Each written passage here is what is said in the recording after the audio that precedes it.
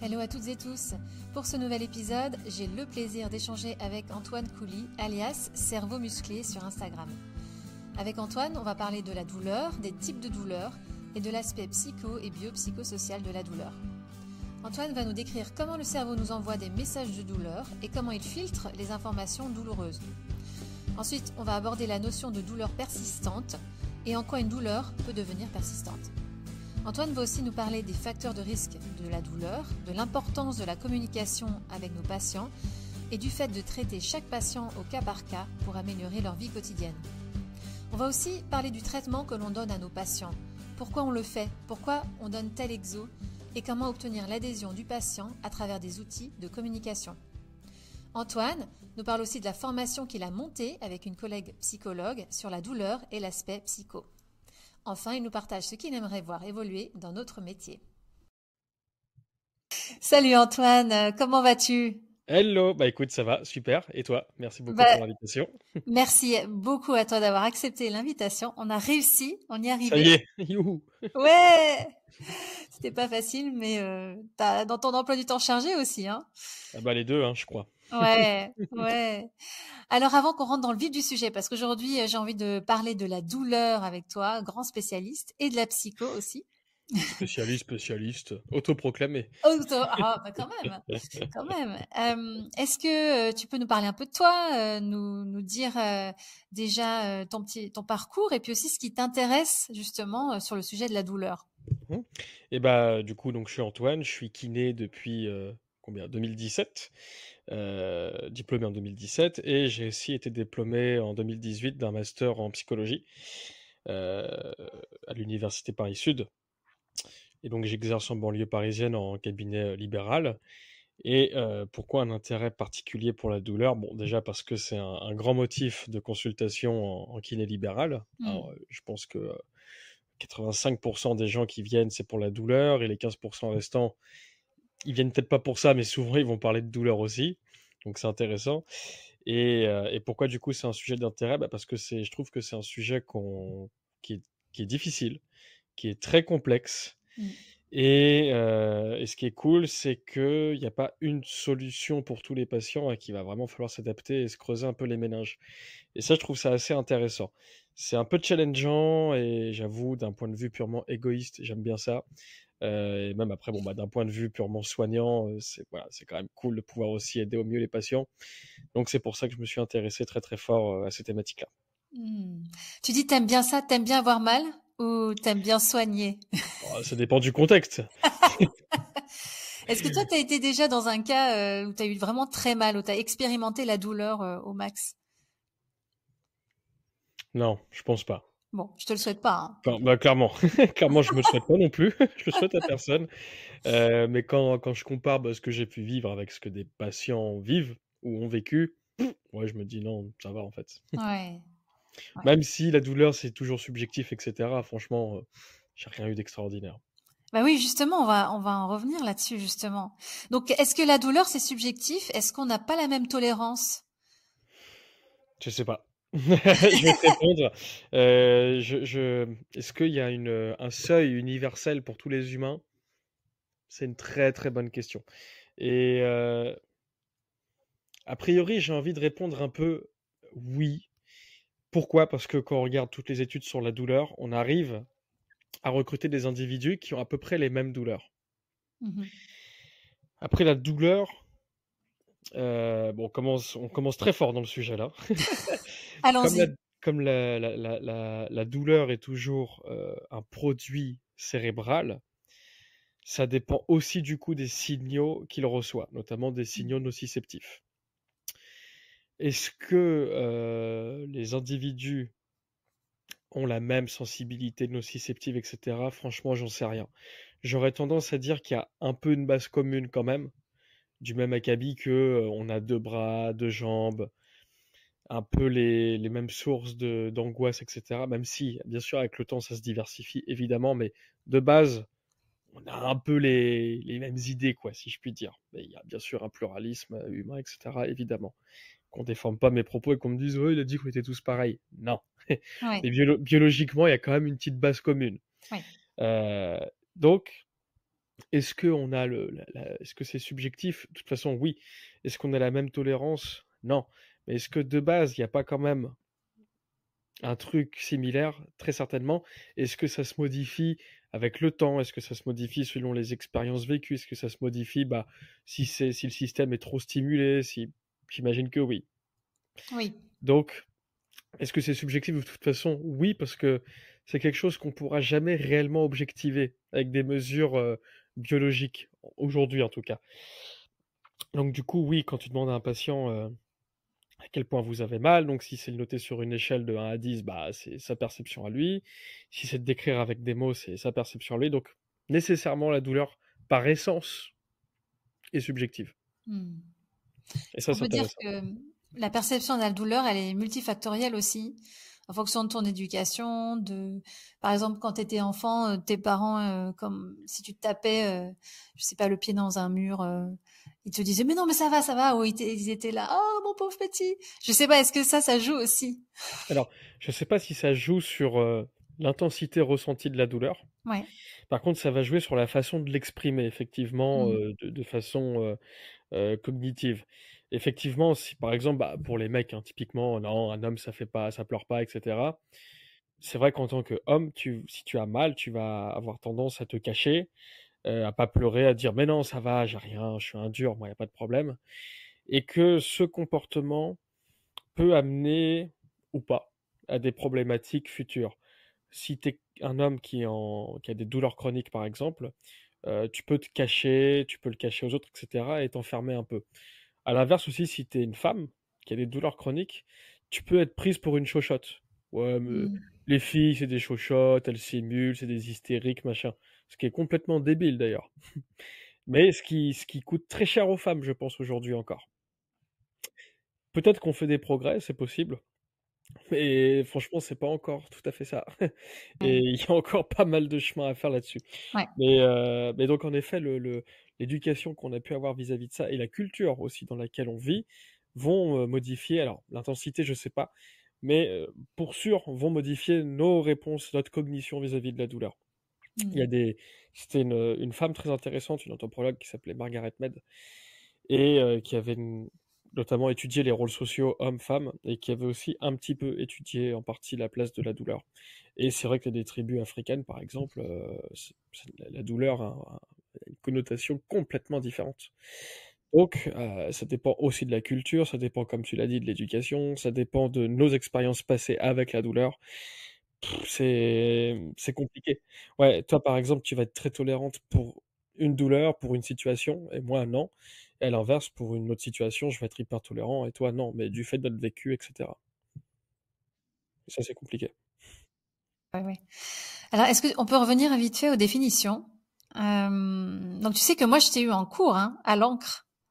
C'est vrai? Ouais, tu nous avais donné un cours sur la douleur, donc je me souviens Ah, bien. trop D'ailleurs, c'était cool. super. Ouais, ouais, parce que t'as fait Psycho. ça aussi. Et oui, bah, j'ai fait ça, tout à fait, je suis diplômé de Ouais, Samo, ouais. donc voilà, je me souviens. Ah non, c'est une Euh, étudiante trop cool. Faut T'as pas que vu? je me contredise trop, du coup. Mais je lis toujours ton cours, hein, d'ailleurs. Magnifique. Ouais, super. Donc, la définition. Donc, qu'est-ce que c'est que la douleur et aussi, c'est quoi les différents types de douleurs? Et j'ai envie de te poser une autre question, c'est en quoi ça nous intéresse, nous, les kinés? Ok. Bah, tu sais quoi, comme tu étais un de mes cours, je vais te demander, est-ce que tu peux me définir la douleur? Ah, c'est une perception. Donc c'est. Alors déjà, bon, il y a différents mécanismes. Il y a la douleur nociceptive, comme tu l'as dit, neuropathique et nociplastique. Il me semble que celle qui est souvent le plus perçue, c'est la douleur nociceptive en général. Ça dépend, mais neuropathique, c'est oui, par exemple, type sciatique, c'est neuropathique, c'est vrai. Mais donc, ce qui se passe, tu me dis hein, si je me trompe, c'est que le système nerveux envoie un message de nociception, de douleur au cerveau qui va Attention. réagir. Alors voilà, grosse faute. Ah mince! Il n'envoie pas de J'allais dire non. message de douleur au cerveau. Ok. C'est le cerveau qui crée la douleur. C'est le cerveau qui Toujours. crée la douleur. Et ça, c'est Tu vois, j'aurais capital dû à relire ton comprendre. cours. Ça, c'est capital, effectivement, à comprendre parce que ce soit nociceptif. Donc, nociceptif, c'est des petits nerfs, effectivement, des petites terminaisons nerveuses spécialisées dans des messages de danger, disons. Ouais. Nociceptif, nocif, et septif, réception, quoi. Et donc, ils vont être notamment spécialisés dans 3 types de messages. Les messages physiques, donc type se cogner le petit orteil, donc la pression. Ouais. Chimique, par exemple une brûlure chimique. Et thermique, mettre sa main sur une plaque brûlante. Là, du coup, il faut une intensité minimale pour activer ces nocicepteurs. Tu mets ta main dans de l'eau chaude, genre t'es en vacances, l'eau elle est à 29 degrés, cool, t'es content. Les nocicepteurs, ça s'active pas. Tu mets ta main, bon, parce que t'es bourré ou je sais pas quoi, et tu mets ta main dans l'eau des pâtes qui est en train de bouillir, là ça va pas Ouais. le faire. Ouais. Parce que tu as activé les nocicepteurs. Ils vont pas s'activer comme ça aussi facilement. Et heureusement, sinon on aurait mal, enfin, potentiellement on aurait mal tout le temps. Donc ça va activer ces petits nocicepteurs qui vont envoyer du coup un message électrique au cerveau. Et le cerveau, il sait que c'est bien des nocicepteurs. Il se dit, oh là, pourquoi ils sont activés eux? Le cerveau, il observe, il se dit qu'est-ce qui se passe, etc. Et il va décider de déclencher ou non un truc désagréable. Et ce truc désagréable, on l'a appelé douleur. Et ce truc désagréable va très généralement entraîner des réponses cognitives, comportementales, émotionnelles. Donc par exemple, t'as ta main dans l'eau brûlante, bouillante, ça active les nocicepteurs, ils envoient un message électrique au cerveau il se dit, oh là, nocicepteur de la main, wesh, qu'est-ce qui se passe, ça brûle, ok, oulala, ok, ça brûle, bon, action, enlève ta main du con, parce que tu vas te cramer la main. Par exemple, ce serait ça, la définition de la douleur, ce serait une sensation désagréable, décrite en ces termes, associée à une lésion tissulaire potentielle, réelle, ou décrite encore une fois ces termes, et avec des composantes émotionnelles, cognitives, comportementales, etc. Bon, il y a une définition précise de l'IASP. Je pense qu'une définition de la douleur, de toute façon, ça n'existe pas vraiment. Ouais. Je pense que tout le monde sera d'accord pour dire c'est un truc qui est vraiment désagréable. Voilà. Mhm. C'est lié à une lésion ou pas, c'est voilà. Et ça, du coup, c'est important de comprendre que la douleur, c'est toujours un produit du cerveau. Du Ça, c'est cerveau. Ok. hyper Oh. important. La douleur n'existe pas Ouais. sans cerveau. Le cœur peut battre sans cerveau, par exemple, etc. Mais la douleur ne peut pas exister sans cerveau. C'est pas possible. Même juste si on se fait pincer, si on se cogne le petit orteil dans une table, oui, c'est très rapide, mais ça n'existe pas sans cerveau. Et ça, c'est capital à comprendre. Ok, c'est bon, j'ai compris. Tu vois, il me fallait un deuxième cours pour que ça entre. Je fais ça. D'ailleurs, en parlant du cerveau, donc, si c'est lui qui envoie le message ah, j'ai mal, ça me fait penser à l'histoire que tu nous avais racontée en cours. Ça, je l'ai retenu. C'est la nana qui nageait dans l'eau et qui s'est comment elle s'appelle, Hamilton, Bethany Hamilton. Ouais, elle s'est fait manger un bras par un requin, il me semble. Ouais, C'était le bras c'est une mais en fait, surfeuse. elle a continué à nager jusqu'au En bord. fait, elle a vu le requin. Ouais. Et elle n'avait pas capté encore que son bras était parti. Elle a juste vu le requin. Et elle s'est dit, ouais, lui, il a pas une bonne tête. Il est 16h, il a envie d'un goûter, c'est sûr. Donc, faut que je nage. Faut que je nage. Et en arrivant sur la plage, effectivement, donc soulagée, vivante. Et là, elle commence à se dire, putain, il me manque un truc, quoi. Et effectivement, il lui manquait son bras. Et dans une interview, elle aurait dit que elle a senti de la douleur qu'au moment où les pompiers sont arrivés. Mais alors, comment est-ce qu'on peut expliquer ça, justement? Qu'est-ce qui s'est passé dans son cerveau? Alors, a priori, qu'est-ce qui s'est passé? Il s'est passé qu'elle était dans l'eau. Elle a vu un requin. Elle s'est dit, ok, là, ça pue pour moi. Son cerveau, du coup, a dit, ok, bah, on sauve. Genre, réfléchis pas, je coupe tout.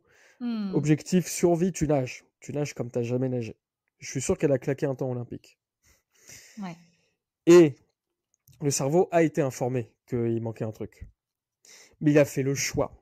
Parmi les informations qu'il recevait, réseau de science, on appelle ça, il a fait un choix parmi les informations. Il y a un requin, je reçois aussi qu'il n'y a plus de bras, je reçois beaucoup de nociception, je reçois que l'eau elle est froide, je reçois que il reçoit énormément d'informations, il trie. Ce qui est pertinent déjà pour la survie. Et là, ce qu'il a jugé pertinent, c'est requin, casse-toi. Pour calmer la nociception, je vais balancer plein d'endorphines, etc. Je vais tout réguler, histoire qu'on soit tranquille. Et elle a nagé. Et c'est pour ça qu'elle l'a rien ressenti. C'est dingue parce que là, en fait, comme ça, je me dis, mais notre cerveau, il est beaucoup plus intelligent que nous, à notre insu, quoi. Il sélectionne Euh, des trucs sans qu'on en ait conscience. Ah mais c'est tout le temps comme ça de toute façon. Ouais, Parce que là, je suis sûr que t'es en train de me parler, on est en train de se parler. Je suis sûr qu'autour de toi, il y a bien un petit peu de bruit, une voiture qui passe, ouais, une horloge qui fait tic-tac, etc. ouais, ouais. Ta montre, hein, qui fait peut-être tic-tac, tu ne le perçois pas. Ouais, il faut que j'enlève d'ailleurs. Tu vois, c'est tout bête, tu le perçois pas. Peut-être que t'as pas vu non plus qu'il y avait deux bouquins ici, tu vois. Enfin, Mhm. il n'a pas besoin de faire gaffe à tout. Il voit plein de choses, il voit tout et il trie ce qui est pertinent. Et le reste, il s'en fout. Bah tiens, d'ailleurs, le bouquin que j'ai là, c'est justement les bugs du cerveau. C'est passionnant. C'est un neuroscientifique qui a écrit ça en vulgarisation. C'est génial. Et le Les bugs du cerveau, cerveau. ouais. Attends, comment ça s'appelle exact? Attends, ça s'appelle. C'est très bien écrit d'ailleurs. C'est très intéressant. Les erreurs du cerveau, un super pouvoir de Henning Beck. Je recommande. Très Ah très bah fort. écoute, ouais, je le noterai dans la description Il de est l'épisode. super, ouais. Et le gars t'explique qu'en fait, non, le cerveau, il est con, en fait. Et c'est vrai, il est con et hyper feignant. Ça le fait chier d'apprendre, le cerveau. Il aime bien quand c'est automatisé. Il aime bien quand t'es dans ta petite routine, dans ton confort, dans ta petite survie bien établie. Et dès qu'il faut faire des efforts, il aime pas ça. Et ça demande vraiment un gros effort. Exemple, apprendre par cœur un cours quand tu es étudiant, et il te le fait savoir. Ça, c'est sûr. Par contre, lire un cours pour le plaisir, sans objectif forcément d'engranger, et il est content. Mais surtout, lui demande pas de faire des efforts. Ouais, Dès qu'il ouais. faut faire de l'effort, ça coûte, c'est difficile. Mais voilà, c'est pour ça que la douleur, il aurait une tendance naturelle à en balancer facilement parce que c'est le truc facile, quoi. Un truc qui me saoule, pouf, allez, hop, tiens, douleur. C'est très D'accord. pratique pour lui. Sauf Sauf dans les cas qu'après, extrêmes où quand même il arrive à filtrer. en fait, il arrive toujours à filtrer. Maintenant, Mhm. pourquoi, par exemple, la douleur devient persistante, etc., c'est des bonnes questions. Des Oui, très bonnes questions. Je bah pense qu'on va y arriver à justement, un moment, mais c'est des très bonnes questions. on va en parler directement là. Donc oui, en quoi une douleur devient persistante, chronique? Est-ce qu'il y a des facteurs de risque aussi de développer une douleur chronique? C'est possible, et c'est pas évident. Déjà, c'est quoi la définition Toi, quelle serait ta définition d'une douleur persistante? La tienne, en tout cas, de ce que tu as Persistante. compris. Enfin, chronique. Bon, avant, on disait douleur chronique et on se dit que le mot chronique, c'est pas ouf. On préfère persistant. Voilà, persistante, oui. Oui, Ouais, c'est c'est vrai. plus, c'est moins anxiogène a priori pour les patients. C'est vrai. Ouais. Toi, quelle serait ta définition? Si un patient te dit, Alors je lui moi, dis que à j'ai une douleur l'école, hein, persistante, je ça veut dire quoi, répète une douleur persistante? bêtement ce Ouais, que ouais. l'école nous a enseigné, c'est plus de 3 mois. Voilà. Au-delà du Voilà, délai de cicatrisation naturelle des tissus. c'est ça. Enfin, délai de cicatrisation naturelle, non, pardon, délai de cicatrisation tout court. Enfin bref. Ok. Euh, Pourquoi je suis d'accord, pas d'accord? D'accord que, effectivement, s'il y a une cicatrisation, bah, ça devrait faire moins mal. Oui, mais maintenant, je pense qu'on a compris que la douleur, c'était vachement plus compliqué que ça. Même si, il y a quand même un lien important, très important avec le biologique. Pas d'accord parce que, si ça se trouve, on a juste loupé le diagnostic. Un problème de nerfs, un problème d'artère, un problème endocrino. Bah, tu pourrais avoir mal très très longtemps. Il y a cet article qui est hyper intéressant. Je sais plus Oui. qui me l'avait partagé en premier. C'était peut-être Brian Littré. Mhm. Sur un... Putain, je sais plus. Mais hyper intéressant. Le titre, c'est When Chronic Pain is Not Chronic. Ok. Et c'était l'histoire d'un... Je me souviens pas exactement, mais en gros, c'était ça. D'un gars, 18 ans, il s'est blessé en faisant du vélo. Parce qu'il faisait du vélo, mais bien. Mhm. Douleur au mollet. On lui a fait IRM, écho, pas de déchirure. Bon, on lui a fait un IRM du dos. Ah oui, a priori, il y avait sûrement un petit truc discal ou quoi, genre sciatique, tu vois. Et il a fait du kiné, il a fait du Mackenzie, il a fait tout ce qui était possible en non médicamenteux. Je me demande même s'il s'est pas fait opérer du dos. Et c'est vers 40 berges, toujours mal, le gars, quand il marchait, etc. Toujours mal, c'est jamais passé. Il a tout fait. Il allait voir un chirurgien vasculaire qui lui a fait passer un angioscan. Il lui a dit, bah, c'est simple, vous avez une artère bouchée, en fait. Il s'est fait déboucher l'artère, il a plus jamais eu mal. Ok. Donc, être bien sûr que c'est une douleur effectivement persistante au sens on Mhm. l'explique pas et qu'on n'a rien raté. Et je pense qu'il y a pas mal de patients quand même, on loupe le truc. Hmm. Pareil, quand on parle de lombalgie persistante, Oui. il y a des gros doutes parce qu'en fait, ce serait plutôt une espèce de lombalgie. Souvent, c'est ça, hein, d'ailleurs, une lombalgie qui est récurrente. Mhm. Ça va mieux, puis ça va plus, ça va mieux, ça va plus, Ouais. ça va mieux, ça va plus. Ou parfois, c'est des lombalgies, effectivement, où le patient a mal tous les jours. Et parfois, ça peut cacher notre pathologie aussi. Donc, c'est compliqué. Et l'IASP est OK pour dire qu'en effet, c'est compliqué de définir la douleur persistante. Et c'est touchy, quoi. Mais douleur persistante, on pourrait peut-être juste dire, bah, c'est une douleur qui va depuis un moment, quoi. Voilà. Avec une cause identifiée ou pas, avec tous les examens de fait ou pas. Donc, ouais, c'est voilà, complexe. Effectivement. Ok. Ok. La fibromyalgie, est-ce que ça rentre dans les douleurs persistantes? Alors, ce serait une entité clinique à part entière, avec notamment, alors c'est pas un sujet où je suis forcément hyper à l'aise, mais de ce que j'ai lu, il y aurait des hypothèses notamment immunitaires, etc. Encore, toujours, immunitaire, toujours. Donc ça, c'est intéressant. Ouais. Ce qui est cool, c'est que ça a permis quand même à des patients d'avoir un diagnostic. Ce qui est moins cool, c'est que j'ai l'impression que parfois c'est balancé très facilement. Mm. Ouais. Dans le sens où, bon, bah ok, vous avez mal, il n'y a rien aux examens, bon, bah c'est une fibro. Mm. Ouais, vite fait, quoi. Faut faire gaffe, faut faire gaffe. Ouais. À chaque fois, faut être bien sûr avant de balancer des Oui. diagnostics, un peu Et oui, c'est ça. d'exclusion comme ça. Bah ouais, c'est ça le truc. Ouais. Parce qu'il n'y a pas vraiment de traitement, donc faut faire gaffe quand même. Donc Mm. fibro, je pense que c'est une entité clinique qui existe effectivement, puisqu'il semblerait y avoir des données. Maintenant, ouais, attention, l'étiquette diagnostique, facile, quoi. Mhm. Attention, ouais.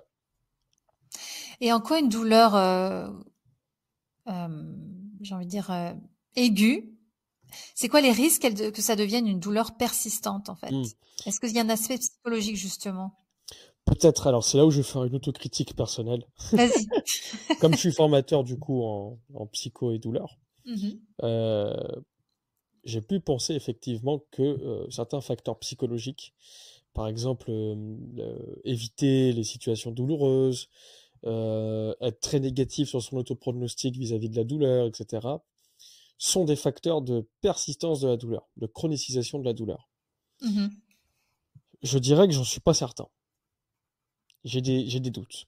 Il y a des preuves qui disent que oui, il y a des preuves qui disent que non. Là, j'ai vu encore un article relayé qui disait que non. J'ai des doutes. Là où j'ai moins de doutes, c'est que les facteurs psycho vont altérer beaucoup, beaucoup, beaucoup la qualité de vie du patient. Et je pense qu'on a un énorme rôle par rapport à ça, et c'est pour ça que je voulais être formateur là-dedans. Bon. Maintenant, sur est-ce que ça chronicise la douleur ou pas, sincèrement, j'en sais rien. Ouais, je dirais que peut-être, peut-être pas, franchement, je suis pas sûr. Il y a des facteurs génétiques, donc Ok. ça, on peut rien y faire. C'est comme ça. Ouais. Euh, Bah, c'est comme est-ce qu'on aura les yeux bleus, les yeux bruns, les yeux bruns, les yeux marrons, etc. Bah voilà, il y a des facteurs génétiques pour à peu près tout, y compris pour la douleur. Si ça se trouve même comment dire leur importance vis-à-vis du risque de passage à la chronicité d'une douleur, si ça se trouve, c'est plus de 50%. C'est possible. Il y a des auteurs qui pensent que oui. Bon. Ok. Est-ce Ouais. qu'il y a d'autres facteurs type facteurs biologiques, type une inflammation qui veut pas se résorber, une mauvaise consommation médicamenteuse. Enfin, il y a plein de trucs possibles. Donc, te dire exactement quels facteurs vont permettre le passage à une chronicisation, franchement, j'en sais rien. Mais ouais, il y a peut-être des pistes par rapport à ça. Mhm. Mais c'est franchement pas évident en fait. C'est vraiment pas évident de savoir qui va être chronique et qui va pas l'être. C'est vraiment pas évident. Ok. Après, Il n'y a pas de questionnaire, de test préventif, justement?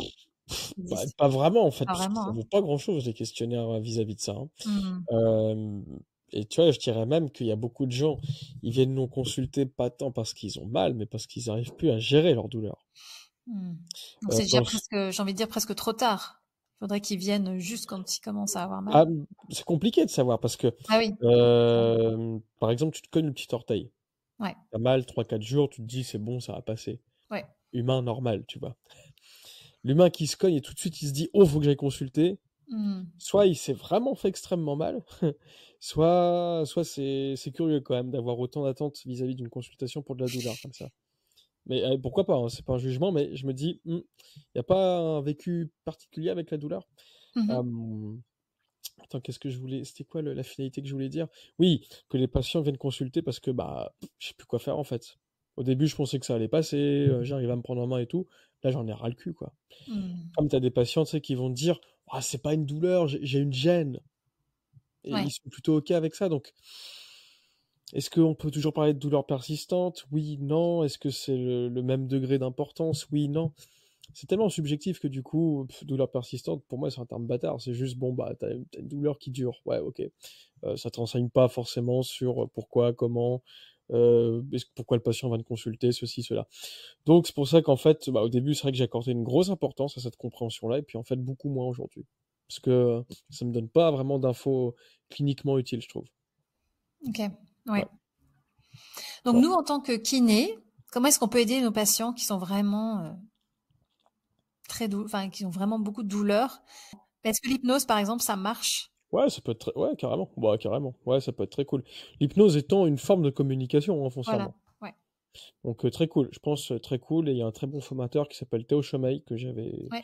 c'était un copain de master et qui est très très chaud sur ce sujet-là. Mhm, mhm. Mais oui, carrément, je pense que ça peut être un outil très important, sachant que la com, de toute façon, c'est notre métier, c'est 95% de com, hein, j'ai l'impression. Ouais, ouais, ouais, Et 5% de gestion de vie, quoi, si je puis dire. ouais. Mais là, on peut être utile, c'est que, première chose, bah déjà, c'est voir comment on peut adapter la vie du patient avec ses douleurs. Faire ce qu'il aime malgré les douleurs. Mhm, Est-ce qu'on peut arriver aussi à diminuer les douleurs? mhm. Ça aussi, on y arrive souvent. C'est cool. Pas toujours, malheureusement, mais souvent quand même, ça c'est cool. Donc, ouais, adapter, manager, et puis diminuer la douleur, quoi. Ouais, ce serait ça l'idée, je pense. D'être un vrai accompagnant dans cette expérience. Appelons ça une expérience, aussi négative soit-elle. Ça reste une expérience. D'être un accompagnant par rapport à ça, une sorte de, pas de guide, parce que c'est pas nous qui sachons le mieux, mais ouais, vraiment un accompagnant, quoi. Ouais, je pense Ouais. que c'est le bon mot. Mm. Mhm. Oui, comme tu dis, c'est dans la communication, l'éducation aussi, Ouais, thérapeutique. tout à fait. Ouais. Alors, bah, attention, parce que pour éducation thérapeutique, notamment en neurosciences de la douleur, il y a eu une grosse hype, on se rend compte qu'en fait les études sont un peu pourries, Ouais. et que ça peut, alors je pense que ça peut être utile dans certains cas, ça peut être dévastateur dans d'autres. Avis personnel, j'ai pas de Mhm. preuves pour dire ça, avis perso, donc je préfère nuancer très très fort. Mais un patient par exemple qui se dit bah voilà, ma douleur partira jamais, je sais plus quoi faire. En plus, on trouverait aux examens, etc., que tu viens lui dire, oui, alors en fait, c'est des petits neurones du danger qui sont trop actifs et que le cerveau arrive pas à les réguler. Moi, ça m'est arrivé une fois en tout cas, le mec il me dit, ouais, enfin, alors, ok, en fait, c'est mon cerveau qui va pas du coup. Et je fais quoi? Moi, qu'est-ce que je fais avec mon cerveau du coup? Non, mais c'est vrai, tu sais, moi, je me sentais con. Genre, Mhm. je me suis dit, ah ouais, merde. J'avais pas imaginé qu'on puisse penser ça. Barré. Ah ouais, Antoine, t'as pas réfléchi beaucoup avec ton cerveau du coup. Et le gars était pas bien, ouais. Et pareil, tu vois, une patiente aussi qui faisait du focus, donc qui était assez bouffée par sa douleur. C'était une tendinite du coude. Et comme elle bossait dans un bureau, bah, elle avait souvent mal, enfin, toute la journée quasiment. Et je lui ai dit, ouais, mais du coup, enfin voilà, c'est vrai que plus on a mal, plus on peut se focaliser dessus. Et donc, plus on se focalise dessus, bah, plus on va ressentir, entre guillemets, la douleur. Elle m'avait sorti un échec et mat en mode, oui, mais je viens chez vous pour me traiter, donc du coup, c'est délétère parce que si je viens chez vous, du coup, ça me fait penser à ma douleur. Oh merde. Là, Putain, là, alors là, qu'est-ce que tu aurais... bah, là, je sais plus ce que j'ai répondu. Je pense que j'ai fait j'ai dû baragouiner. Et je me souviens qu'après, je l'ai plus jamais revu, Ah hein. ouais, ouais, ouais. Ah ben, échec et mat. Et là, tu te dis, mais putain, ferme ta bouche un peu de temps en temps, peut-être, non? Donc, je pense qu'on a des connaissances et il faut éviter de trop se la ramener. Et ça, c'est le Hmm. défaut que j'ai pu avoir beaucoup, beaucoup au début. Ouais, Mais du coup, l'éducation aux sciences de la douleur, bon, vraiment avec ouais. parcimonie et vraiment parler avec le patient. Est-ce que ça Mhm. l'intéresse, machin, etc. Voilà, c'est Voilà. ça, ouais. Pas tout de suite le faire direct dès la première séance, quoi. Ouais, je sais pas si c'est un gros plus. Je suis Hmm. pas convaincu, franchement. Parfois, ça peut être très rassurant, effectivement, c'est Mhm. sûr. Mais voilà, faut faire gaffe Et c'est au et cas c'est pas par cas, évident. hein. Toujours, on peut faire des généralités, mais C'est ce sera toujours compliqué, au cas ouais. par cas, quoi. Ah ouais. Oui, donc Donc ça, c'est pas bien. d'après ce que tu dis, si je comprends bien, c'est aussi la variation des symptômes, hein, pour diminuer la douleur, donc essayer différents types de mouvements, mobilité, exercices pour varier les Ouais, symptômes. après pareil, ça peut être bâtard aussi parce que tu fais un massage, ça va mieux pendant 2 jours pour le patient. Cool, ça m'a fait beaucoup de bien ce que vous m'avez fait. Ça allait mieux 2 jours, c'est super. Après, c'est revenu. Ok, tu peux recommencer, ça va mieux 2 jours. Et soit ça va rester comme ça, soit ça va avoir une grosse amélioration. Bon, si c'est une grosse amélioration, parfait, le job est fait, nickel. Si ça reste comme ça, le patient va te dire, bon, bah voilà, quoi, enfin, ça n'avance pas vraiment. Et tu sens qu'il est moins enthousiaste qu'au début. Mhm, Parce qu'au final, il se dit, ah ouais, ça m'a fait vachement bien pendant 2 jours, on est sur la bonne voie et tout. Ah bah en fait, non. En fait, bah, pourquoi ça continue ma douleur? Et mhm, c'est, ok, on pourra me dire que c'est capillotracté comme raisonnement, je veux bien l'admettre. Mais moi, je trouve que c'est une réalité clinique, clinique. Je veux dire critique, mais mhm, clinique. mhm, Et que on peut induire des fausses attentes mhm. et des attentes trop élevées. Et ça peut faire très très mal aussi. Donc moi, je dirais à un patient, on va essayer des choses qui peuvent vous faire momentanément du bien, et c'est cool. Ça peut être une occasion, vous, pour refaire plein d'activités pendant ce laps de temps. Mais probablement que le chemin sera un peu long. Mais on va voilà, mettre en place ce qu'il faut pour que ce soit, enfin, qu'on garantisse un maximum de chances de succès. Moi, j'aime bien être honnête aujourd'hui et dire avec mes patients, écoutez, je sais pas si on va trouver je sais pas si ça va être parfait ou si ça va aller mieux. Je sais qu'on a des outils qui, a priori, devraient pouvoir vous aider. De mon expérience, ça a aidé des gens où on n'a pas réussi. Mais voilà, on va vraiment tout faire pour aller dans le bon sens et on va voir ce que ça donne. Et les gens sont carrément OK avec ça. Et je pense que c'est mieux, à titre personnel, encore une fois, je pense que c'est mieux d'être honnête, mais pas honnête en mode bon, j'en sais rien si ça va aller mieux. Voilà, communication, hein. Mhm. D'être honnête plutôt que de faire des fausses promesses en disant ah, mais ça va vous faire du bien, ça va vous aider. Tu vois, je vais pas le citer, mais j'ai vu un formateur, des pubs pour ses formations sur Facebook, et qui disait soulager une douleur d'épaule en 10 minutes. Mhm. Mais enfin, stop quoi. Mhm. Enfin, c'est Ouais. super. D'accord, c'est ok, top. Je comprends pas le délire. Moi aussi, je peux soulager une douleur d'épaule, hein, un Doliprane, et puis c'est fini. Donc, je comprends pas ces promesses, que ce soit pour les patients ou alors en tant que formateur pour des praticiens. Mhm. Et je trouve ça dégueulasse, en fait. Ouais. Mais bon, voilà. Tout à l'heure, tu parlais de massage, justement. Il y a beaucoup de patients qui arrivent avec des attentes particulières. Et moi, j'ai vu ça au début, quand j'ai commencé à pratiquer. J'étais en mode, bon, que les exercices, il faut les faire bouger, il faut les motiver et tout. Et je suis vite revenue un peu là-dessus parce que j'ai senti tout de suite Bien. que pour avoir leur adhésion, déjà, et pour les faire bouger ensuite, un bon petit massage au début de la séance pour les mettre dans le bain, ça aide. Pourquoi pas? Et aussi, encore une fois, ça dépend des attentes du patient, hein. Il y en a qui sont là direct pour bouger, ça dépend aussi du type de... Il y en a, Voilà. Surtout que je exact. pense à kiné du sport, les gros sportifs, là, massage, à part si c'est pour la récup, s'en foutent. Mais la petite dame qui vient, qui a l'habitude de se faire masser par son kiné, qui bosse depuis 50 Hmm, ans, elle a une attente précise et elle sait que ça va lui faire du exact. bien. Donc, forcément, ça va lui faire du bien. Ouais, c'est possible. Et moi, ce que j'aime pas, c'est pas une critique envers mes confrères et consoeurs, mais c'est une réflexion que j'ai eue, c'est de dire à cette patiente, ah non, non, non, moi je masse pas, il faut faire des exercices et tout Mm, ça. Ok, on a des connaissances, effectivement, sûrement plus poussées d'un point de vue physio, d'un point de vue probabilité statistique d'une réussite d'un traitement, mais qui sommes-nous pour imposer un choix de traitement à un patient? mm, mm. Moi, je me verrais pas dire à un patient, je sais mieux que vous, qu'est-ce qui va vous faire du bien. C'est possible que ce soit vrai, mais je me verrais pas le dire. Comme je me verrais pas dire, il faut faire ça. Bon, sauf cas vraiment urgent, tu vois. S'il y a une phlébite, oui, il faut des anti-agrégants plaquettaires, etc. Il faut. Mais dans le cas de la douleur, euh, il faut. Il faut faire des Ouais. exercices. Ah bon? Ah ouais? Moi, je veux bien qu'on me trouve des preuves que l'exercice est supérieur à la thérapie manuelle. Mhm, Maintenant, ce qui m'intéresse, on sait que thérapie manuelle, ça marche. On sait que exercice, ça marche. Bon. Allons plus loin dans le raisonnement. pourquoi je veux utiliser l'outil massage ou l'outil thérapie manuelle ou l'outil exercice? Quel est le but? Et ça m'intéresse beaucoup plus. Si je dis à un patient, vous faites tel et tel exercice, bon, ça pourra marcher. Je pense qu'on est d'accord pour dire que 75% du temps, ça donne pas grand-chose. Il faut que l'exercice ait un sens. Il faut que le patient comprenne pourquoi il le fait. Il faut que ça rentre dans ses objectifs. Il faut plein de choses. Un massage, ça peut être super. On sait que ça fait du bien. Et on sait que ça peut être aussi un moment d'échange avec le Ouais. patient. On peut parler avec lui, on peut glaner plein d'infos supplémentaires. Et hyper intéressantes. Et ça, c'est cool. Vraiment très très cool. Je sais pas pourquoi je voulais rajouter un truc, mais oui, ça dépend pour moi vraiment comment on utilise un outil. Si on utilise un marteau pour resserrer une vis, ça va être galère. C'est possible, mais c'est galère. On va prendre un tournevis pour resserrer une vis. Maintenant, quel type de tournevis? Cruciforme, plat, en étoile, bref, quel type de tournevis?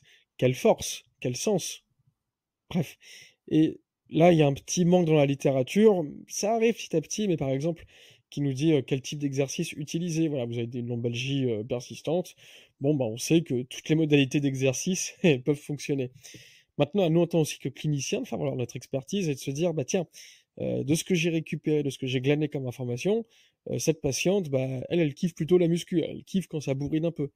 Bah, autant lui faire de la muscu plutôt que du pilates, par exemple. À l'inverse, un patient, je sais pas, qui a un peu peur de soulever des charges, etc., qui a pas l'utilité de soulever des charges, bah, peut-être que lui va dire, ah bah, le pilates, ça m'intéresserait. Ah, ok, cool, bah, si vous voulez, on peut faire des exopilates, machin. C'est basique, mais effectivement, ça, déjà, un, ça colle un peu avec les attentes du patient, et deux, on s'adapte par rapport au profil qu'on a. Ouais. Ça, la recherche, en tout cas quantitative, aura du mal à nous dire ça. Et par contre, il y a de la recherche qualitative où, tu sais, on fait des interviews aux patients. Ça, c'est intéressant. Et en fait, les patients, ils disent, bah oui, moi, j'aime bien avoir des exercices, mais qui me correspondent un peu. Genre, si je dis que j'aime pas la muscu, je veux pas faire des exercices de muscu chez le kiné. Ouais. Mais par contre, je veux bien faire du yoga, je veux bien faire tout ça. Et idem, tu vois, moi, c'est la question que je voulais te poser, c'est, est-ce que tu as déjà demandé à un patient qui arrive et qui dit, bah, moi, je voudrais du massage, est-ce que tu as déjà demandé pourquoi au patient? Pourquoi vous pensez que le massage va vous faire du bien? Parce que déjà, tu valides, le massage va vous faire du bien. Mais pourquoi? Pourquoi vous pensez ça? Ouais, c'est une bonne question. Est-ce que tu as déjà posé cette question à des patients? Il me semble que non, tu vois. Comme ça. Et ça, c'est Ouais. hyper intéressant au niveau des réponses. Parce qu'il y en a qui disent, ouais, ça va me détendre. Oui. Ah, vous sentez tendu? Ah ouais, ouais, j'ai des nœuds et tout ça. Ok. Et vous pensez que les nœuds, ils vous font mal? Ouais, ok, d'accord. Tu peux faire le massage et tu peux dire, bah écoutez, pour vos nœuds, donc là, tu utilises le vocabulaire du patient avec un ancrage. Le patient pense que son nœud lui fait mal. Ok, très bien. Pour vos nœuds, si vous voulez, j'ai des super exos pour les détendre. Tu as utilisé exactement les mots que le patient a utilisés qui justifiaient son besoin de massage. Donc, réutiliser ses mots à lui pour lui Ouais, pour faire. l'accrocher Voilà. direct. Ah ouais. Ah bon, ah, vous avez un exo? Ouais, franchement, en 2 minutes, c'est bon. Mhm. Ça va vous. Et t'augmentes tes chances. Ouais. Bah oui. À nouveau, j'ai pas lu de papier sur le sujet, mais j'aime bien faire mes petites expérimentations comme ça. Et clairement, ça marche hyper bien, ces trucs-là. Mais ça, Ça c'est te fait comme un peu de construire un l'hypnose premier exo. conversationnelle, quoi, en fait, hein. Ouais, Complètement, ouais, mais ouais. complètement. Mhm. Complètement. Tu réutilises ces mots. C'est ça. Et lui, ça lui parle direct. Son cerveau, il est en mode, oh ouais, trop cool. C'est les mots que j'ai utilisés. Comme je suis un gros feignant, j'ai pas besoin de chercher à comprendre parce que je sais déjà. Pas besoin de massage. Allez, hop, aux exos. Et puis, ça peut Ouais, marcher. ouais, ouais. Ça peut marcher. Après, bon, faut être sûr que, voilà, mais moi j'aime bien. Si le patient me dit, ouais, je pense que ça va me faire du bien, ok. Je leur dis, bah ouais, je pense aussi. Et la littérature d'ailleurs nous montre que oui. Essayons. Et si jamais ça donne pas le résultat escompté, j'ai plein d'alternatives. Voilà. Ouais. Donc il se sent rassuré, il se dit, ok, le professionnel valide. Oui. Et si jamais, parce qu'on sait que c'est pas magique, hein, si jamais, il peut me proposer d'autres Il y a d'autres trucs. solutions. Ah ouais, cool. Ouais. Ouf, je suis soulagé. Déjà, tu as fait une bonne partie du boulot. Génial. Trop Ouais. bien. Donc ça, c'est vraiment utiliser le discours du patient, entre guillemets, contre lui. Ouais, ouais, ouais. Mais pour son bien. Mais bien sûr, bien sûr. Concernant les exercices et la douleur, si tu veux, voilà, si t'as des objectifs précis, le patient a des objectifs précis, je sais pas, n'importe quoi, reprise de la course, Oh. LCA, etc. coup, est-ce qu'on peut lui dire, il faut forcer un petit peu, même si ça fait un peu mal? C'est quoi la communication? C'est quoi le discours? Pas facile. Euh, Déjà, je vais distinguer les cas où il y a une blessure tissulaire avérée, Ouais. donc tu parlais du LCA par exemple, ou d'une déchirure musculaire, etc. Où là, je vais être un peu moins tolérant vis-à-vis de la douleur. Je vais éviter d'en avoir trop. Donc, je vais dire au patient, voilà, vous sentez que ça fait un petit peu mal, mais que c'est très supportable, ok. Ça fait un peu mal, ça devient juste supportable, bah, on l'a déjà un peu trop. Mmh. Je suis un peu, alors peut-être à tort, ça c'est mon avis, je suis peut-être un peu surprotecteur, c'est possible. Mais je suis une chochotte là-dessus. Euh, je suis un chochotte, sinon on va me dire que je féminise le truc, donc je suis un chochotte. Non, il faut dire ce qu'il y a. Voilà, mais c'est vrai, je reconnais, faut pas féminiser pour dire, comme on l'a dit en plus tout à l'heure, hein, que les femmes étaient hyper stigmatisées vis-à-vis de la douleur, donc je vais pas en rajouter. Mmh. Vis-à-vis d'une douleur persistante où il y a rien d'extraordinaire, genre une discopathie, un peu d'arthrose, bon. Moi, je veux dire aux patients, si l'exo fait mal, ça veut pas dire que vous êtes en train de vous défoncer. Et un exemple tout bête, allez-y, pincez-vous. Ouais, ça fait mal. Est-ce que vous pensez que vous êtes en train de vous défoncer la peau? Non? Ok, même logique. Tout pareil. Mmh. Par contre, ce que je vais vous dire, c'est que faut que la douleur, elle reste supportable et acceptable. Mmh. Si on dépasse ce seuil, voilà.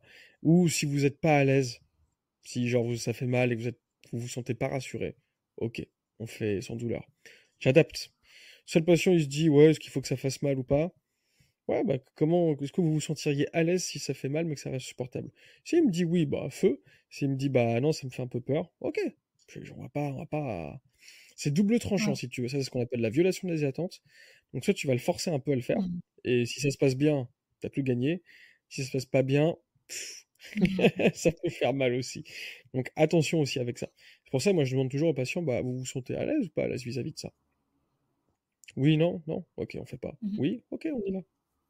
Ouais, OK. Mmh. ouais, c'est important. Non, non, ça me paraît cohérent, ouais. Ouais. Faut pas trop brusquer, je Ouais. pense.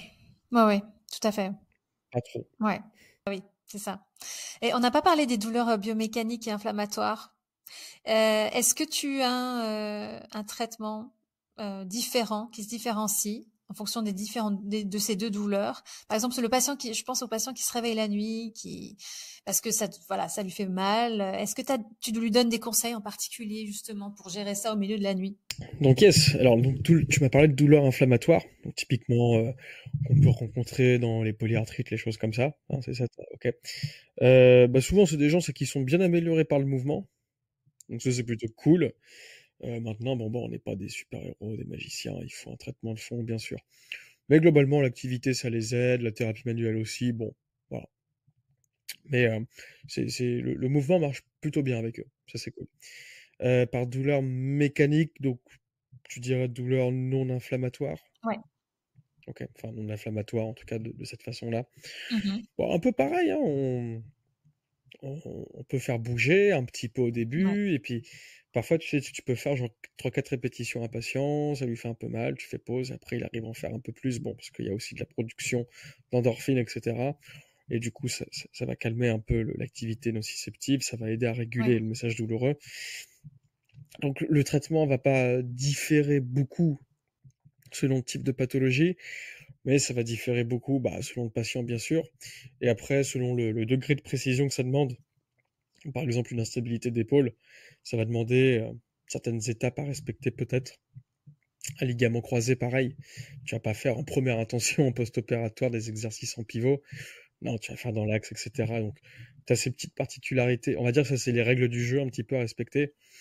Après, voilà, tu adaptes beaucoup par rapport au patient et quand même aussi par rapport à la réalité biologique, mais voilà, tu te retrouves un peu en multipathologie, quoi. Je me vois pas traiter différemment, par exemple, de l'arthrose et une tendinopathie. Par contre, je me vois traiter très différemment un patient qui a de l'arthrose au genou et qui veut reprendre le marathon versus un patient qui a une tendinopathie mais qui a 82 ans et juste il a mal pour marcher, quoi. Mhm. Ça, par Mhm. contre, pour moi, ça va tout changer. Voilà. Mais entre arthrose et tendinopathie, Ouais. on fait quoi? De la thérapie manuelle, de l'exo, de la charge progressive? Ouais, c'est un peu toujours la même histoire. Juste les règles du jeu, bah, par exemple, arthrose, on sait qu'il y a de l'inflammation de bas grade, donc ça peut faire un peu mal. Tendon, on sait qu'il faut pas trop surcharger. Bah, ça, c'est les règles du jeu, quoi. Hmm. Après, le reste, bah, c'est vraiment adapté par rapport aux patients aussi, Ouais, quoi. c'est ça, ouais. Ouais. Est-ce que les patients que tu vois, c'est des patients qui ont des douleurs persistantes, justement, en majorité, ou c'était un peu de tout, Moi, toi, au j'ai un peu de cabinet? tout, mais j'ai pas mal de patients avec une douleur persistante, ouais. Ok. Du coup, est-ce que tu as entendu, ils t'ont raconté je sais pas, moi, parce que les patients, ils nous surprennent, hein, ils sont surprenants. C'est Parfois, vrai. ils trouvent des idées, des traitements. Est-ce qu'il y a des choses qui t'ont un peu, qui t'ont fait sourire, quoi, de la façon de gérer leur douleur à eux? Bah, sourire, on va dire dans le mauvais sens du terme, Ouais, parce ouais, c'est peut-être pas le que bon non, non, terme. mais je vois ce Ouais, que tu veux dire, t'inquiète, y a pas de souci. Oui, en se disant, oui, ça peut être un peu what the fuck, mais je dirais, bon, bah, on fait ouais, de ce voilà. qu'on peut. Mais j'en pense à une très très fort. Et je sais pas en quelle année je t'ai donné ce cours-là. Est-ce que pendant le cours, je vous avais fait écouter 2 enregistrements audio de patients ou pas? Tu nous avais fait un roleplay, tu Ah sais, où yes, on c'était jouait la le... première fois que je donnais ce cours, c'était Ouais. cool. Bah, l'année d'après ou 2 ans après, je crois, j'avais aussi fait écouter aux étudiants des enregistrements de patients. Mhm. Et dont une, si jamais elle écoute ce podcast, je la salue bien, euh, où elle avait dit, dis-moi où tu as mal et je te dirai qui aller consulter. Pendant 15 ans, elle a souffert de douleurs neuropathiques qui n'étaient pas diagnostiquées. On lui a dit que c'était dans sa tête, qu'elle était hystérique, ceci, cela, enfin bref, 15 000 diagnostics. Elle s'est fait opérer de l'épaule, hein, et je pense à tort.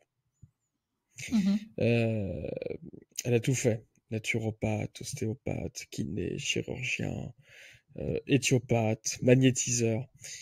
En fait, quand t'es en Mhm. galère et que personne n'arrive à t'aider, tu t'essayes tout. C'est logique, en fait. Ouais. Je sais qu'il y a une grande chasse aux médecines alternatives, aux thérapies alternatives, disons, à juste titre, parce qu'il y a des sacrés clowns aussi. En kiné aussi, il y a des clowns, hein, c'est pas le problème. En médecine, il y a des clowns partout.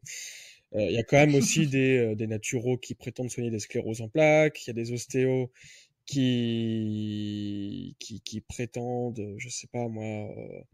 Attends, on m'avait sorti une dinguerie en touchant le crâne pour soulager une entorse de cheville. Enfin bref, il y a des vraies dingueries. Mais elle avait dit très simplement parce que, à défaut de proposer des trucs sensés, ces gens-là m'écoutaient. Mhm. Et du coup, bah, tu sais, ça me fait sourire, effectivement. Genre, tu me dis, je vais voir un magnétiseur. Ouais, bon, t'espères un peu d'effet placebo, ou alors, peut-être qu'on ne sait Mhm. pas tout. Mhm. Peut-être. Possible. Mais forcément, de prime abord, ça me fait sourire, mais un peu jaune, parce que je me dis à quel point, en tant que soignant, on a pu Mhm. merder pour qu'on en arrive là.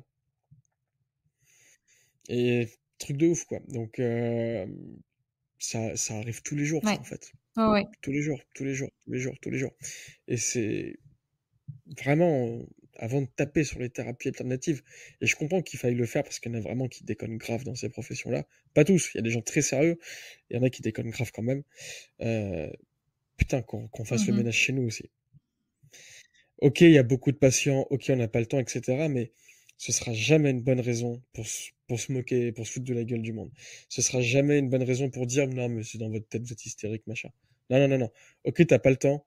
Et si t'as pas le temps, tu te dis, ok, vous êtes en souffrance, on va faire tel et tel examen, on peut mettre en place du kiné, etc. Eh, ça prend autant de temps, hein, sans Mhm. déconner. Oui. Mais au moins, on considère le patient et on le prend pas pour un con. Donc, ouais, des dingueries, il y en a tous les jours, ça c'est voilà, quasiment.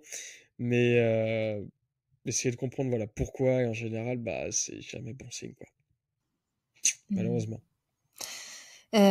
Tu proposes une formation, toi, sur la douleur et la psycho, hein, c'est ça? Oui, ouais, c'est ça, on parle souvent du modèle biopsychosocial. Bon, c'est cool, mais concrètement, on en fait quoi en fait? Notamment de la psycho, qu'est-ce qu'on en fait en tant que kiné? Et donc, comme je disais tout à l'heure, bah psycho, est-ce que ça favorise la persistance d'une Mhm. douleur ou pas? Je sais pas trop. Mais ce qui est sûr, c'est que nous, on agit beaucoup sur la qualité de vie des patients et prendre en compte les facteurs psychos, ça peut être, à mon sens, game changer. Bon, bah, forcément, je peux pas dire, oh non, ça sert à rien, et voilà. Je suis convaincu de ce que je raconte, c'est mieux. Mais je pense vraiment que ça peut modifier la façon dont on prend en charge un Mhm. patient. Donc, c'est sur quoi t'as... Donc, puis je donne une formation là-dessus. Avec une Ouais. amie psychologue, donc c'est sur les grands facteurs psy en lien avec la douleur, comment on les repère, comment on peut les traiter en tant que kiné, quand est-ce qu'il faut référer éventuellement vers un psychologue, comment faire ça, vers quel type de psychothérapie. Puis on donne aussi plein de petits tips, on va dire, donc tips communicationnels, tips adhérence thérapeutique, tips, voilà, choses comme ça. Donc c'est assez généraliste. On revient aussi un petit peu sur l'explication de ce qu'est la douleur, mais dans les grandes lignes. Après, voilà, c'est comment utiliser au mieux la psychologie, comment repérer au mieux certains facteurs qui peuvent détériorer la qualité de vie du patient pour essayer d'agir dessus. Voilà, simplement. Super. Mais c'est intéressant parce que c'est vrai que en tant que kiné, on n'est pas assez préparé, je trouve, pour interpréter justement le facteur biopsychosocial et surtout psycho, quoi. Moi, je trouve qu'on n'est pas bien formé à améliorer la qualité de vie des gens. On est très bien formé pour rééduquer, Oui. pas de problème. On n'est pas trop mal formé pour à peu près comprendre ce qu'est la douleur. Mais alors, pour gérer les impacts de la douleur à la qualité de vie, Hmm. qui est quand même au final le grand Ah objectif des oui. patients, le patient il vient pas te dire ouais j'ai mal et ça me saoule, non c'est ma vie est devenue pourrie, enfin ma vie est devenue relou, faut m'aider. Bah ça je trouve qu'on n'est pas bien formé et cette formation essaye en tout cas d'y répondre. Partiellement, ça reste compliqué, hein, c'est pas genre la formation, tu l'as fait, ça y est, t'es un crack et tu défonces tout. Faut rester un peu modeste et objectif et réaliste. C'est une formation qui peut aider, je pense, qui peut modifier les façons de pratiquer et qui peut être utile. Voilà. Super. Je préfère rester modeste plutôt que de dire ouais ouais faut la faire, ça va tout changer, etc. Bon, je suis pas un 15 bon minutes commercial, je pour sais, régler mais ta voilà. douleur. 10 minutes pour fixer une douleur d'épaule. Non, non, c'est voilà, c'est des conneries ça. On arrive bientôt à la fin de l'enregistrement, Antoine, mais le petit mot de la fin, qu'est-ce que tu aimerais voir évoluer dans le métier de la kiné? Oh, plein de choses. Euh, Vas-y. Première chose, c'est qu'on, bon, au-delà bien sûr qu'on soit mieux considéré par nos instances, j'aimerais, exactement, j'aimerais qu'on modifie notre prisme de pensée et qu'on passe du tout biologique à vraiment tout individu. Ah, sympa Donc ça. c'est un cran au-dessus. C'est-à-dire que va falloir intégrer vraiment en effet du biologique, va falloir être chaud en Hmm. biologique. Donc bilan neuro, bilan vasculaire, être chaud avec l'inflammation, être chaud avec tout ça. Euh, Être chaud avec les notions de dernier discal, machin, enfin bref, bon. Voilà, on a compris tout ça. Plus être chaud en facteur psycho, donc justement parce que pour essayer de les gérer, pour améliorer la qualité de vie du patient. Et donc pour moi, psycho et social, ça va souvent de pair, donc social aussi. Et du coup, pour devenir des vrais managers, si je puis dire, c'est-à-dire vraiment aider les patients à gérer leur vie avec la douleur dans un premier temps. Qu'on soit vraiment très très bon par rapport à ça. Et ça, ce serait vraiment très très cool qu'on arrive à upgrade là-dessus, si je puis dire. C'est bon, on est des très bons techniciens, on sait faire de la meilleure thérapie manuelle du monde, on sait faire des super exercices, on sait qu'il faut les doser, on sait qu'il faut charger, peut-être même charger encore plus. Bon, ça, c'est pas des choses difficiles à mettre en place. Mais là, le challenge, c'est, voilà, comment vraiment accompagner les patients dans cette nouvelle expérience. Et là, je pense qu'on peut bien progresser Hmm. tous. Ça, c'est cool. Ouais. On est un peu comme des coachs sportifs médicalisés, là. Ça me fait penser à ce que disait Stéphane dans un autre podcast. Ouais, ouais, ouais. Un petit peu, ouais, Ouais. un petit peu. Mais coach, j'aime pas parce que coach, c'est le mec qui te dirige. Moi, j'aime bien accompagnant. Ouais, C'est vrai que c'est sympa. accompagnant thérapeutique. J'aime bien. Super. Ouais, je préfère. Ça me fait aussi penser à l'épisode que j'ai enregistré avec Marc Laslett. Euh, Ah, t'as fait un épisode avec ouais, Marc ouais, ouais, Laslett. c'était super. Il est génial. Mais pour le coup, dans la connaissance biomécanique, il est très bon. Mais lui, alors lui, Mhm, c'est dingue. En fait, il envoie. Bon, il est spécialiste des douleurs lombaires, donc les gens viennent le voir mhm. spécifiquement pour ça. Et ils ont déjà été voir énormément d'autres kinés, d'autres professionnels de santé. Mais déjà, avant la consultation, il envoie plusieurs questionnaires. Le patient doit répondre avant le rendez-vous. Et ensuite, au rendez-vous, il filme l'entretien, il fait l'anamnèse, mais il Ok, prend pas de notes. Il filme tout. Et ok. ensuite, il prend des notes à la maison. Donc, il est vraiment focus, concentré sur le patient. Ouais, c'est Putain, dingue. ouais. Ah ouais, costaud. Ouais. Costaud, ouais. Alors, t'imagines si on devait faire ça en Bon, tant que kiné, genre tu vois 20 patients par jour, tu dois faire bon, ça alors enfin, après, c'est pas les mêmes rémunérations, on est d'accord, hein. on est d'accord. Il est australien, non, du coup? Il est Ou néo-zélandais, ouais. néo-zélandais? Mm, C'est ça, ouais. ouais. Mais non, le principe est très cool, hein. Après, je suis pas toujours d'accord avec ce que dit Laslett d'un point de vue clinique. Clairement, je suis personne pour revenir sur ce qu'il dit d'un point de vue théorique. Je pense qu'il est très bon. Même si, bah, par exemple, son cluster pour la sacroiliaque, bon, hein, ouais, pas tout à fait d'accord, mais c'est pas grave, on s'en fout. Mais je pense qu'il est quand même, ouais, assez chaud. Mais je trouve qu'il a une approche très biomécanique, et c'est peut-être très bien. Oui, Encore une fois, j'ai pas la vérité, c'est peut-être moi qui me trompe. Mais de mon point de vue, je dirais, bah, il faut être un Mark Laslett, plus être un putain de psychologue, quoi. Et là, on aura le terminateur de la kinésithérapie. j'adore. Là, clairement, voilà, une brute en bioméca, Bah, c'est plus ça. une brute en Mm. psycho. Là, on est. Au top. Je sais pas si c'est possible de tout combiner, mais voilà, ce Ah bah sera si, tip top. rien Ce n'est sera vraiment tip impossible. top. C'est vrai, il faut y croire. Mais ouais, là, je pense que là, on est sur de la pépita, de pépita. Génial. Bah écoute, je te remercie beaucoup, Antoine. C'était Avec plaisir. Merci à toi pour cette invitation, en tout vraiment- cas. C'était Bah hyper oui, oui, oui, sympa. vraiment, j'ai appris plein de choses sur la douleur. Et puis, on mettra le lien Tant mieux. de ta formation pour ceux que ça intéresse, hein, Ouais, c'est gentil. carrément. Voilà, qui est faite avec Catherine, qui est psychologue, ouais, du Super. coup. Cool. Voilà. Allez, je te souhaite une bonne soirée. À toi aussi, et bonne app si t'as pas Ouais, mangé. toi aussi. Ciao. Merci, ciao, ciao. Vous aimez ce podcast? Vous avez apprécié cet épisode? Si oui, pourquoi pas laisser 5 petites étoiles sur votre plateforme d'écoute et cliquer sur le bouton s'abonner. N'hésitez pas aussi à laisser un avis ou bien à me faire un retour direct sur l'adresse email suivante kinégabriel @gmail.com. Merci à toutes et tous et à la semaine prochaine sur Kinédi.